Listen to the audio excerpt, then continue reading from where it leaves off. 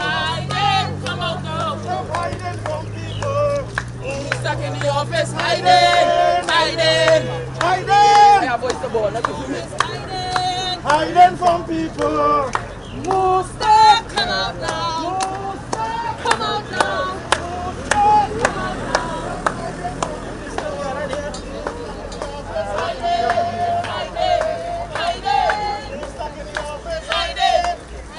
We're doing for YouTube? Let's tell me what we're going on. Stand up now. Introduce yourself and tell me what we're going on here. Step back. Workers out there suffering and who start only hiding. Hiding from people. My relatives inside on the pipeline. And we are getting new help from authorities to help save them. Right now, the system is so slow, the process is so slow that things not happening fast enough. We need things to happen in order to save these guys, even to bring them out alive. When this happened? This happened Friday evening, approximately 2-3 o'clock. Is the Coast Guard involved in this at all? As far as we are here, the Coast Guard is involved, but they're not releasing the permits or the okay to go for the rest of divers to go back inside. Okay. Thank you.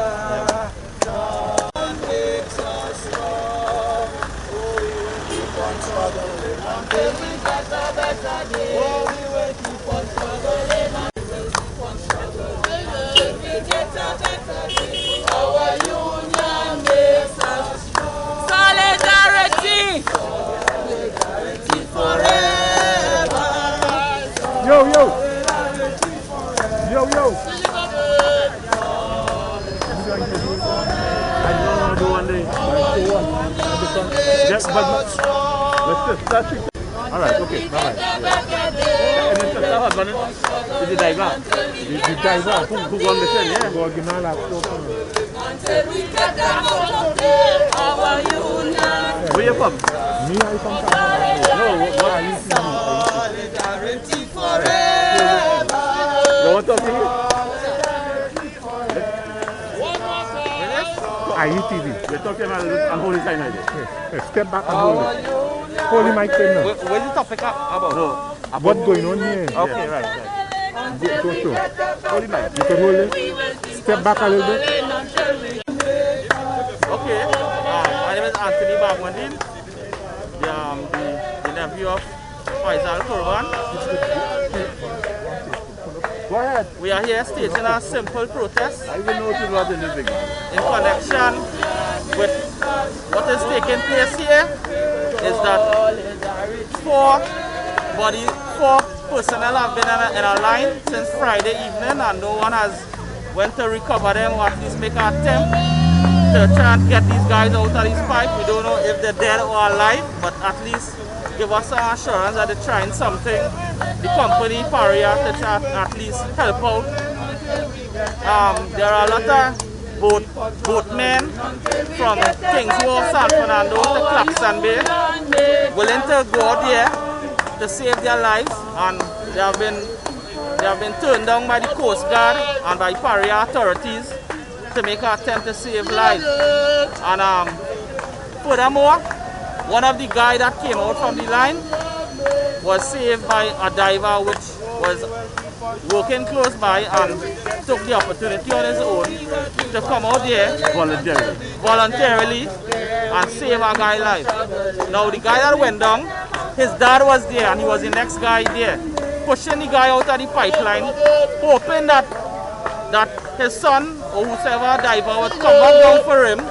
Paria had stopped the operation, and with doing that, it resulted in the four of them still stuck in the pipeline. So we don't know what happened. No, that stopped all seized all operation from Friday evening till now, and nothing has been done.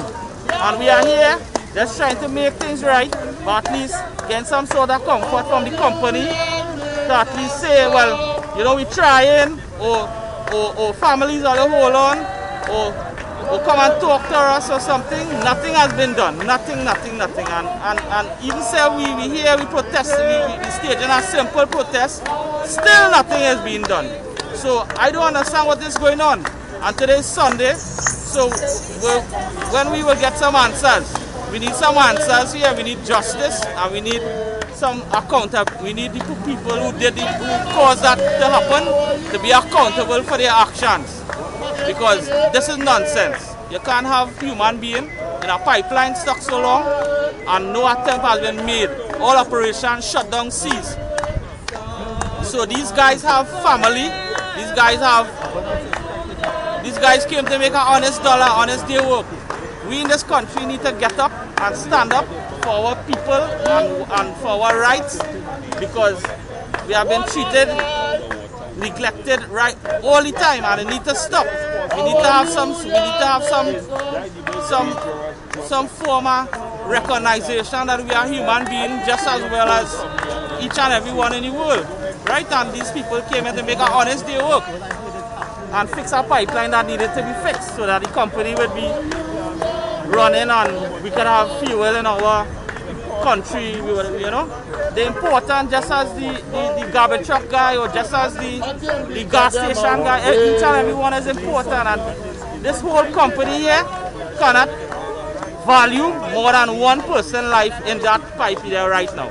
So we need to know how important a human being is, and I believe that we need to get some justice today at least, so that the family could go home and have some rest. And being here since Friday, they need some sort of comfort, or at least know, well, hey, watch, well, you know, at least something is being done. Nothing. The gate, when you watch the gate closed, no one is coming out, no one is coming to say, well, you know, things happening, something is going on, nothing. So I don't know if this is what we do invalid or if it's invalid, but this is nonsense to the highest. And for the sake of the families that lose, well, I don't want to say lose their loved ones, I hope that God be with them and they get some strength and courage to move on, because this looks like a total cover-up. This looks like a total cover-up and a total madness, right? And this country, these things need to stop. We need to put down with foot and let them know it's 4 million lives in there. Friday till Sunday too long, and we need to do something about it, and that is why we're here today. So I hope that justice prevails, and today that the families and the loved ones of these people down there get some justice. Okay, thank you.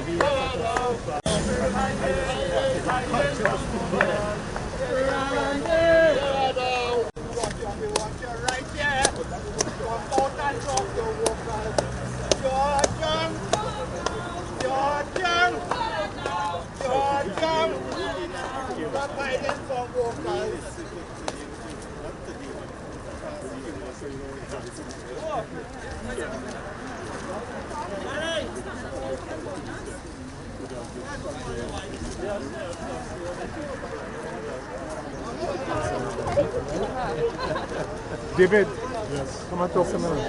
I used to reach late now. Yeah, I was in church. We just had this thing church time. Yeah. Yes. But we will just fall back. We will fall back. You're falling. Yeah, well, I reach it to be stand up.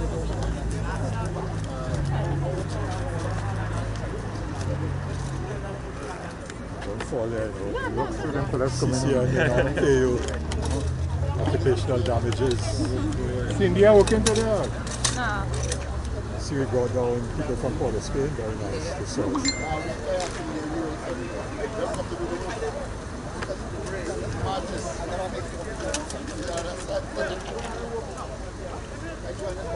so I'm just going to do that's what I said from the start. Yeah. Alright. No more space, or? No.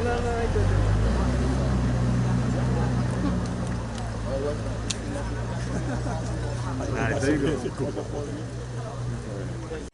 For this media conference. With me at the moment is the chair of MSJ, Fernandez. Earlier we did the media with with the picket going on, and then of course we had many of our members and union officers and members, all of whom actually are members of MSA, being present. So I want to begin by invoking the spirit of the 14 workers, the 14 comrades who tragically died on the waterfront in October 1985. I myself was a union officer at the time and was on the waterfront when the bodies were coming ashore. One of the persons who tragically died in that accident was actually the father of one of the divers, Faisal Kurban, who is missing now. And Faisal's brother, Shahid Kurban, actually is a union officer, so I know him from there. He's an active member of MSG. He actually signed my nomination papers for 2020 general election, so I know the Kurban family quite well. I also want to invoke the spirit of workers, former union officers, all who've gone to the great beyond now, of persons who fought for health and safety on the waterfront, and by extension for the oil industry. These names, some people may not know, but I certainly knew them well. Victor Sadi Singh, Ramcharita Lalchan, and Junior Sylvester. All of them worked on the waterfront, and all of them fought very hard battles, making sacrifices and so on, to get proper health and safety, even before the Occupational Safety and Health Act came into existence. We are here out of solidarity with the families of those who are missing, and we should we need to constantly speak the names of these divers. Faisal Kurban, Rishi Nagasar, Yusuf Henry, Kasim Ali Jr., and then there was Christopher Bujam, who thankfully was saved on Friday afternoon. But we feel the pain of the families whose relatives, the father, husband, grandfather, uncles, whatever that relationship is, we feel the pain of the families of those who are still missing. This issue goes to the very heart of all that is wrong in Trinidad and Tobago today. And what is wrong in Trinidad and Tobago today are policies that have been pursued by successive governments, but in particular by the Rowley government over the last 7 years. Goes to the heart of it. Why do I say that? Because there is a callous disregard for people, callous disregard for people and for the lives of people. People's lives are not, have no priority in terms of the policies of this government. So we have a company that boasts about profits, but they put profits before people. And therefore the way in which they have dealt with this crisis was not fitting of a serious emergency where lives were at stake, but rather out of a concern for image and for profit. There was a horrendous decision where bureaucracy trumped the saving of lives on Friday afternoon, where our information is that there were vessels and divers, professional divers and vessels with equipment who could have gone down within hours of the incident happening and could possibly have brought out the others who are missing. Hopefully they could have brought them out alive. And these vessels and the divers were refused permission by the officials of Paria. So Paria had no concern whatsoever for the lives of people. They were more concerned about bureaucracy and deciding that there should be 24 hours before permits are issued when there was absolutely no need for that type of bureaucracy. But that is an example of this government's policies as manifested in this state company and so on. And there's also a total disrespect and contempt for the families. I'm sure you've heard that story. Families have not been given any facilities to rest while waiting for news about their loved ones. And if it wasn't for the ODQ that provided lights and chairs and tables and toilet facilities, the families would just be sitting under a shed in the dark for 48 hours. And the company has done nothing to show respect and provide any kind of comfort for the families. There's no information, there's some WhatsApp group, and there's no personal communication with the families, no counseling, nothing is happening, and so on. And we're also concerned about a cover-up. And I want to remind the country that about a year ago on the other side of the roundabout, in the gas to liquids plant, owned and operated by Nikon. There was an explosion, and the then Minister of Energy, Franklin Khan, now deceased, said publicly that the report, an investigation report of that explosion would be made public. Up to now, not a word has been provided to the country in terms of that report. And therefore we suspect that the lack of information coming out is an example of a massive cover-up that is taking place. There's also the issue of the fact that the Rowley government closed down Petrotrin in 2018, and the union warned and we warned about the consequences of that action when you send home all the workers and get rid of the union in this company. And a lot of people in the country didn't take us seriously, but what happened on Friday is a manifestation of that. Because without a union, there's no joint health and safety committee, there's no rigorous policing of the Occupational Safety and Health Act, there's no rigorous implementation of safety procedures, which, if those things had happened, could well have prevented that accident from happening in the first place. And then the sending home of all the workers meant that knowledge and experience and information about the operations was discarded, which knowledge and information could also have ensured that the right procedures and systems were being followed to make sure that an accident of that nature did not take place whatsoever. And then, of course, having an incident having happened, the union's presence would have ensured that that emergency action would have been taken immediately to rescue those who were trapped underwater and cut through all the red tape and the bureaucracy and the nonsense that has been taking place since Friday afternoon. What I want to ask on that point is, considering that this was a private contract, yes, because, yes, most certainly, because the principal company is Paria. Previously that it would be Petrotrin. So regardless of whether there was a contractor operating or not, the principal workplace would have been Petrotrin, and the union would have had a stake in that. The union's safety officers and branch officers would have shut down the job before it happened if they felt that there was something that was not being done in accordance with proper procedures. That would have happened. And of course the media would have said the union take action, protest action, shut down work and so on, loss of productivity. But the union's position would have been that lives would have come before profits and so on. And so yes, the union would have had a very important role in policing the safety standards, regardless of whether it's a contractor or not. And of course, the union would be involved in a joint investigation, which would have ensured, or which would ensure that there was no possibility of a cover-up, because there would be transparency. Because the union, by right, would have to have been involved in any investigation into that accident. So those are some of the issues and so on. And I just want to say, in ending, that the key issue for us is what kind of society do we want to have in Trinidad and Tobago? What kind of Trinidad and Tobago do we wish to have? Do we wish to have a society where the lives of some people are more valuable and count more than the lives of others? And what is taking place in this country today is that the lives of workers do not count. The lives of ordinary people do not count. Bet your bottom dollar that if it was the son of a board member or executive manager or top politician underwater, they'd have moved heaven and earth to deal with that situation since Friday afternoon. But for people, workers, well, whenever they come out, they come out. They don't. And that attitude, we reject that type of policy approach. We totally abhor and reject, and we must say as citizens of this country that we want a society where the lives of everyone are equally important to the lives of everybody else, regardless of the fact that these are workers. But workers, unions, according to the Rowley government is not only anti-labor, it is anti-worker. And this is a classic example of how they're treating this situation and treating the families and so on. So that's what I want to say. Thank you very much.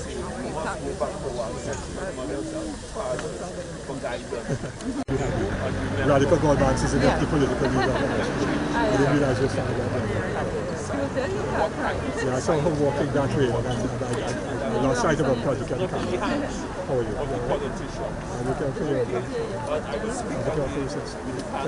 Movement and all activists right, because the question of herd immunity, the question of when you are vaccinated, you cannot get COVID is proven to be alive.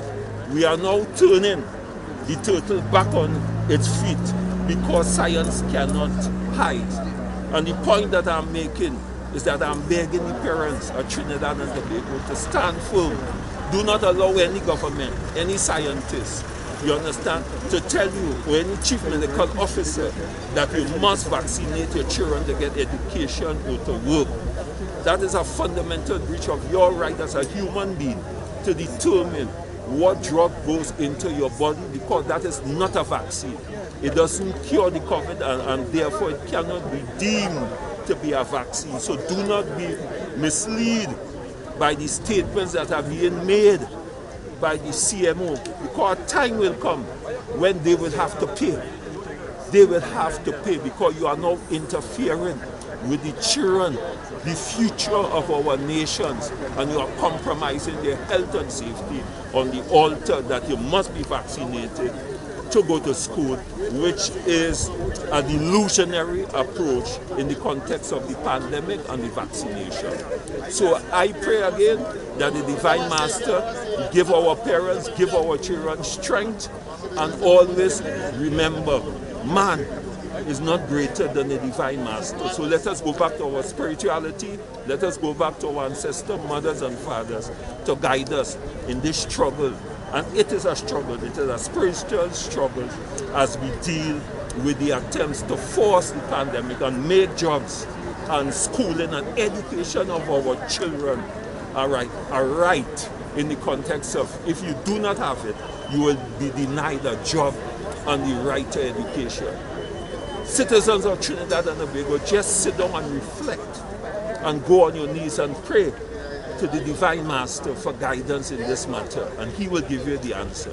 Do not listen to man in this regard. Thank you, Trinidad and Tobago. Stay blessed. And again, let me conclude by saying that NATUC extends our sympathy to the family, all right, and the unfortunate incident. We are offering our service to the family.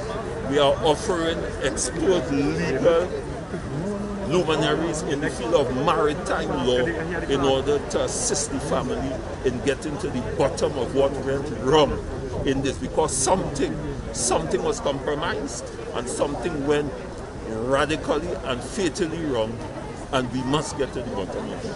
Thank you. Thank you, Vanessa. You wanna go?